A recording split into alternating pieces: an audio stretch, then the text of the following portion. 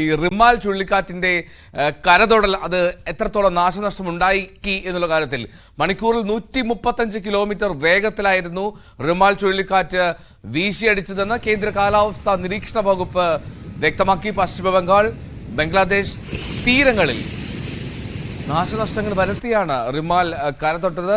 ഇന്നലെ ഉച്ചയോടെ ശക്തി പ്രാപിച്ച ചുഴലിക്കാറ്റ് രാത്രി 8:00 പശ്ചിമ ബംഗാൾ തീരത്തെത്തി. സുവി വിശ്വനാഥൻ ചേരുന്നുണ്ട് വിവരങ്ങളുമായി. സുവി, റിമാൽ കരതൊട്ടു, നാശനഷ്ടം അത് രൂക്ഷമാണോ? എൽദോ, രാജ്യം ഒരു ദുരന്തത്തെ അഭിമുഖീകരിക്കുകയാണ്. ഏതായാലും രാജ്യത്തിന്റെ കിഴക്കൻ സംസ്ഥാനങ്ങളിൽ അതീവ ജാഗ്രത തുടരുകയാണ്. ഇന്നലെ രാത്രിയിലാണ് റിമാൽ ചുഴലിക്കാറ്റ് ഇവിടെ ആഞ്ഞു വീശിയത്. കരതൊട്ടത് ഇന്നലെയാണ്. കെക്കുപാറ എന്ന് പറയുന്ന സ്ഥലത്തിനും ഒപ്പം സാഗർ ഐലൻഡിനും മധ്യയാണ് ഇത് കരതൊട്ടിരിക്കുന്നത്. നേരത്തെ തന്നെ 85-നും 95-നും കിലോമീറ്റർ വേഗതയിൽ കാറ്റ് വീശാൻ സാധ്യതയുണ്ട് എന്നാണ് ആദ്യഘട്ടങ്ങളിൽ വിചാരിച്ചിരുന്നത്. എന്നാൽ അത് 130 വരെ കിലോമീറ്റർ വേഗതയിൽ കാറ്റ് വീശിയേക്കും എന്ന ഒരു എക്സ്പെക്ടേഷൻ കാലാവസ്ഥാ നിരീക്ഷണ വകുപ്പിനുണ്ടായിരുന്നു. അതിൽ നിന്ന് മാറിയിരിക്കുന്നു. 135ഓളം കിലോമീറ്റർ വേഗതയിൽ ആഞ്ഞു വീശിക്കൊണ്ടിരിക്കുകയാണ് ഇപ്പോൾ ചുഴലിക്കാറ്റ്. ഏതായാലും അത് തുടങ്ങി.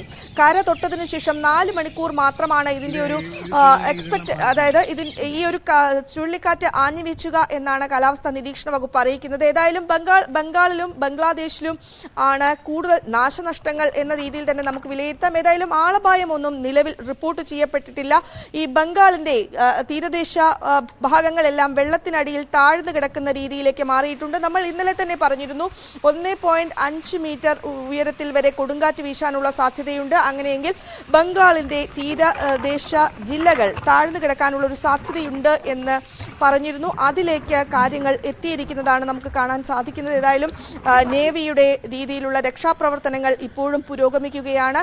ഇനി അതിന്റെ ശക്തി കുറയും, അതായത് കാറ്റിന്റെ ശക്തി കുറയും, അല്ലെങ്കിൽ അത് ഒഡീഷ തീരത്തേക്ക് നീങ്ങും എന്നാണ് പറയുന്നത്. ഏതായാലും കിഴക്കൻ സംസ്ഥാനങ്ങളിൽ അതീവ ജാഗ്രതയാണ്. പ്രത്യേകിച്ച് അസം, ഇന്നലെ ബംഗാള്, ത്രിപുര, അതുപോലെ തന്നെ ഒഡീഷയിലുമാണ് ജാഗ്രതാ നിർദ്ദേശമെങ്കിൽ അത് മാറി ഇപ്പോൾ മേഘാലയ, അസം തുടങ്ങിയ സംസ്ഥാനങ്ങളിലേക്ക് കൂടെ വ്യാപിപ്പിച്ചിരിക്കുന്ന ഒരു പശ്ചാത്തലമാണ്. ഏതായാലും നേവിയുടെ നേതൃത്വത്തിൽ, പ്രത്യേകിച്ചും കേന്ദ്ര ആഭ്യന്തര വകുപ്പിന്റെ നേതൃത്വത്തിൽ നിരീക്ഷണം ശക്തമാക്കിയിട്ടുണ്ട്.